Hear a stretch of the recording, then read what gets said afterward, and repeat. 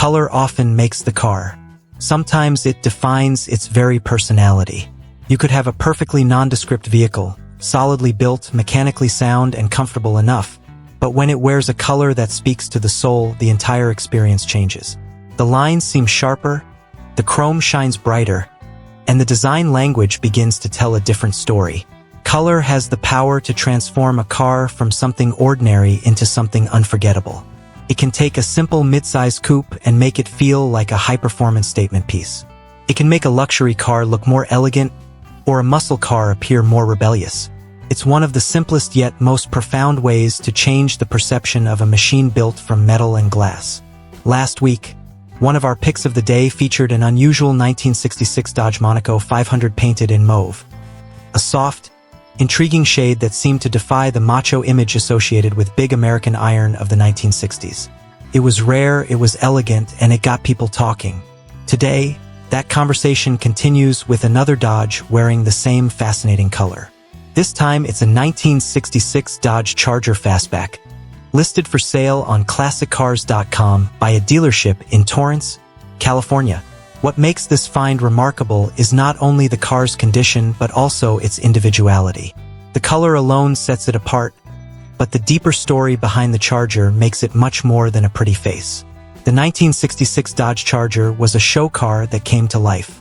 Its introduction marked Dodge's effort to bring something dramatic to the rapidly growing market of performance-oriented buyers. The mid-1960s was a time when American automakers were experimenting with fastback rooflines, hidden headlights, bucket seats, and full-length consoles. The market wanted something bold, and Dodge answered. With its special fastback body style and equally special interior, the Charger straddled multiple automotive worlds. It was a sporty midsize coupe, a performance car, and, for some buyers, a personal luxury car for those who were too young or too rebellious for a Ford Thunderbird. That may sound like an odd comparison, but it was intentional. Dodge wanted to attract an audience that desired sophistication without giving up youthful energy.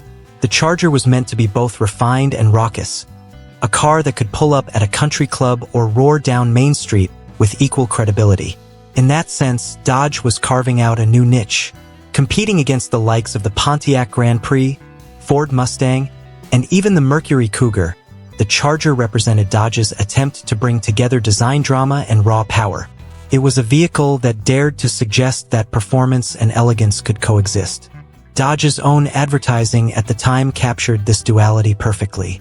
The company proudly touted the Charger's hidden headlights, sleek, rotating covers that revealed the lamps when the driver pulled a switch. "You'd expect this kind of feature on a luxury car," the brochure proclaimed. Then, with a wink, it added, "Charger's a luxury car that is nimble enough and quick enough and challenging enough to make you glad you can't afford a chauffeur." The marketing department clearly wanted buyers to feel that owning a Charger meant having taste and power at once. Whether or not the Charger truly fit the luxury label, it was impossible to deny its presence. Few cars looked quite like it in 1966. Its design came straight from the imagination of Chrysler's most daring stylists, who had been inspired by concept cars and futuristic showpieces. The Charger's body shared its basic platform with the Dodge Coronet, but it wore a sleek fastback roofline that flowed gracefully into the rear deck. The long hood, crisp fender lines, and full-width taillight panel made it appear lower and wider than it really was. The fastback was dramatic, almost exotic in a market dominated by boxier shapes.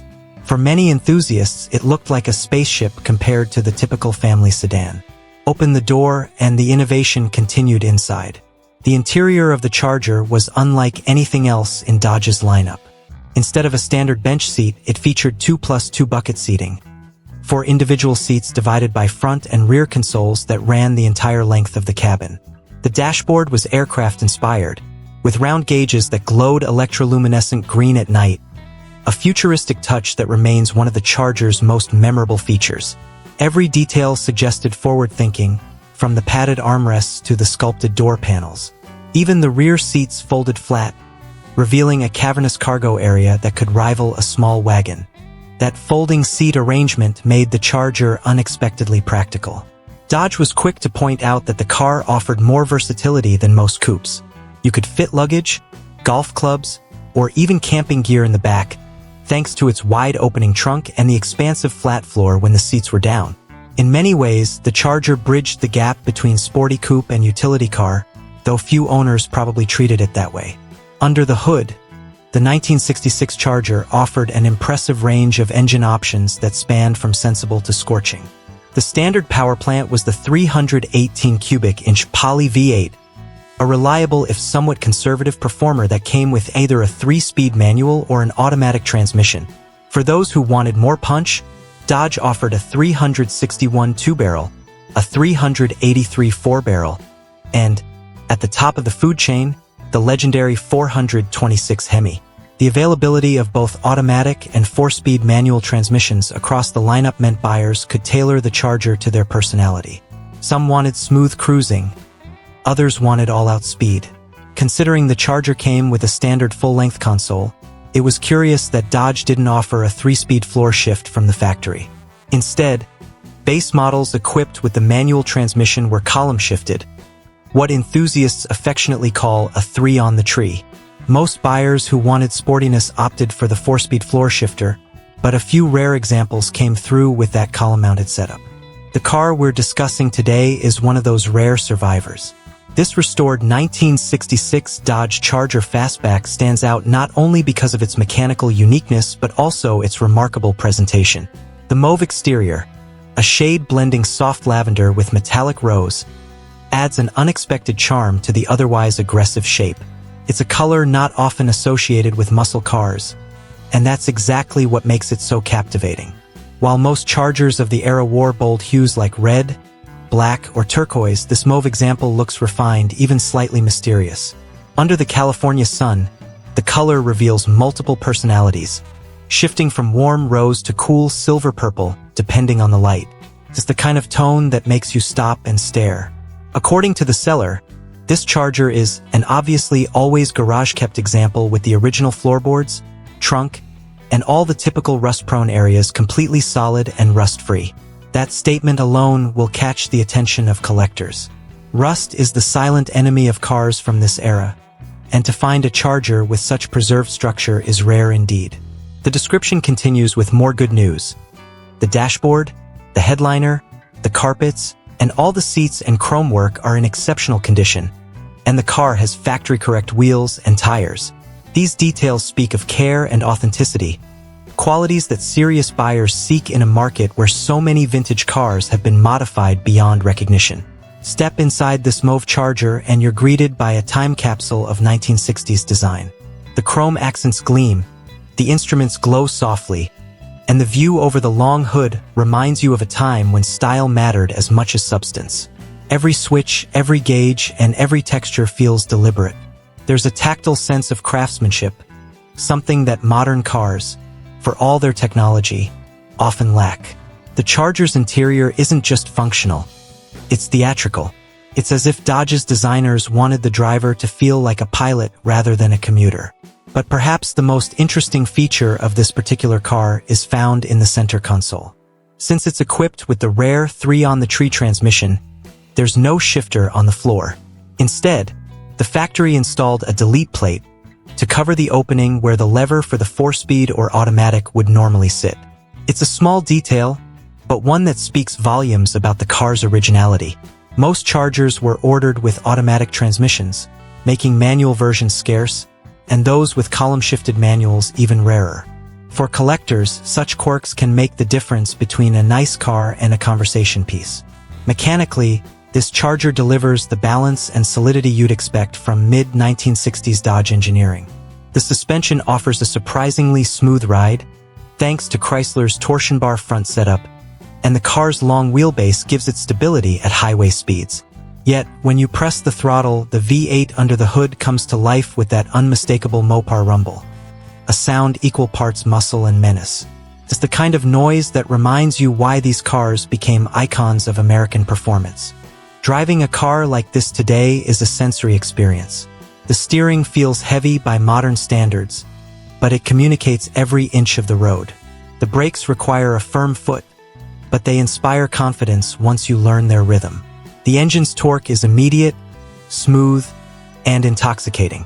It's not just about speed, it's about presence. You don't simply drive a 1966 Charger. You command it. Every turn of the wheel, every flick of the switch, and every burst of acceleration connects you to a time when cars had character in abundance. From a collector's perspective, early Chargers like this one occupy a fascinating position in the market. They represent the genesis of a legendary nameplate that would later evolve into one of the most famous muscle cars in history. By 1968, the Charger's design would change dramatically, adopting the Coke bottle shape that defined the brand's performance image. But the 1966 and 1967 models hold a special place in history as the originators, the experimental, bold first step that set the stage for what was to come. Collectors who appreciate originality often seek out examples like this Mauve car because they show the Charger's more refined side. It's less about burnouts and drag strips and more about design and innovation. The fact that it remains rust-free and well-preserved only adds to its desirability. The asking price of $32,500 reflects both its condition and its rarity. In a market where Hemi-powered or heavily modified Chargers can command astronomical sums, a clean, honest, first-generation example like this offers tremendous value for someone who wants to own a piece of Mopar history without breaking into six figures. Beyond numbers and value, though, there's an emotional appeal to this car that transcends logic. It's in the way the light dances across the mauve paint, in the scent of aged leather mixed with gasoline, and in the hum of the V8 that sounds like a heartbeat from another era. Cars like this are reminders of a time when automakers were willing to take risks, when design was art and performance was a statement. The 1966 Charger, with its hidden headlights and fastback silhouette, represents that adventurous spirit perfectly. It's easy to imagine the kind of person who might have bought this car new. Perhaps a young professional, eager to stand out from the crowd. Someone who appreciated the finer things but wanted them wrapped in something bold. Maybe it was a man trading in his coronet for something sleeker, or a woman choosing a car that expressed confidence and individuality. In an age when most cars were painted white, black, or blue, choosing Mauve was an act of self-expression. It said, "I'm not afraid to be different." Nearly 6 decades later, that statement still rings true. This Charger continues to turn heads, not because it's the loudest or the fastest, but because it exudes personality. It captures the optimism of the 1960s, the belief that the future was bright and stylish and that automobiles were more than transportation. They were symbols of freedom and imagination. For enthusiasts today, owning a car like this isn't just about nostalgia. It's about preservation. It's about keeping alive the craftsmanship, the design philosophy, and the emotional connection that defined an era. When you see this Mauve Charger gliding down a sunny California street, it's more than just a car for sale. It's a piece of American art, a rolling sculpture that tells the story of innovation and individuality. And that's what makes this particular example so special. The combination of rarity, originality, and visual charm gives it a presence few cars can match. Whether displayed at a local car show or tucked away in a private collection, it speaks volumes without ever raising its voice. It invites admiration quietly, through its lines, its color, and its authenticity. At $32,500, it's easy to argue that this is more than just a purchase. It's an opportunity to own a living piece of mid-century automotive history. The 1966 Dodge Charger may have been born from the ideas of engineers and designers chasing performance glory, but this Mauve masterpiece adds a touch of grace to the muscle. It reminds us that power doesn't always have to shout. Sometimes, it can whisper with poise, with beauty, and with timeless charm.